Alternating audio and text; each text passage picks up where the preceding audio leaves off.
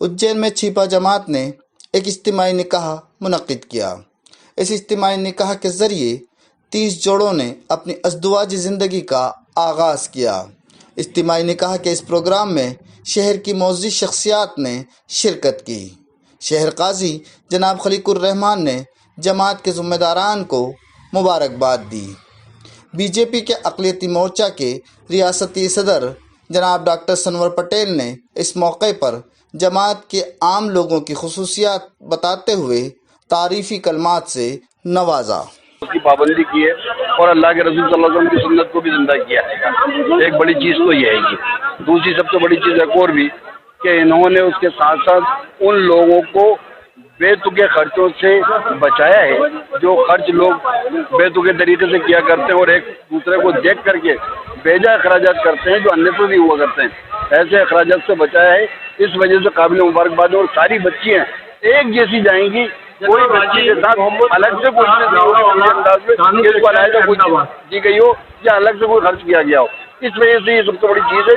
और 30 जोड़ों का निकाह होना, 30 जोड़ों की शादियाँ होना काबिले मुबारकबाद है। और ऐसे लोगों का इस्तकबाल करना चाहिए और इन लोगों की कम से कम हौसला अफजाई करनी चाहिए ताकि अल्लाह ताला इनको और शऊर पैदा करे। आता है तो उसके लिए कुछ बुनियादी वसूल होते हैं, जैसे आपके अच्छे अखलाक, नेक अमल, बेगर्जी खुलूस, मुस्तैदी, फर्ज निभाने का एहसास और एक इंसान का दूसरे इंसान के प्रति कुर्बानी का जज्बा।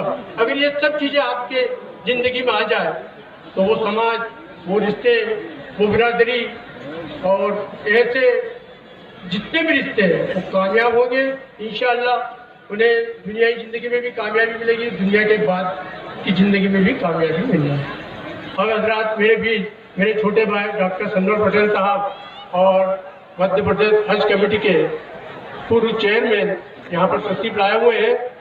मैं जनाब डॉक्टर सनवर पटेल साहब से गुजारिश करूँगा कि वो आए और हम अपने ख्यालों से आपकी और हमारी समाज की रहनुमाई करें। डॉक्टर सनवर पटेल साहब, इस पूरे जलसे के मुझे नहीं पता है कि मैं लेट आया कि सदारत कौन कर रहे हैं, लेकिन उज्जैन में जब जब इस प्रकार का कोई जलसा होता है तो हमारे काजी साहब,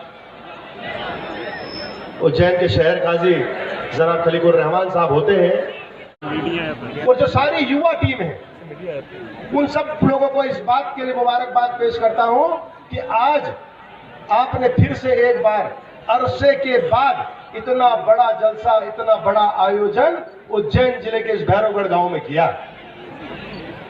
ये कोई छोटी बात नहीं है मेरे भाइयों के 30 जोड़े 60 बराते एक साथ आए, ये छोटी बात नहीं है, ये बहुत बड़ी बात है।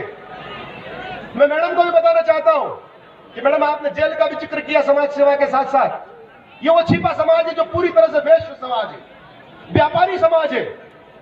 इसका एक एक बच्चा व्यापार में लगा हुआ है, एक एक बच्चा व्यापार में लगा है।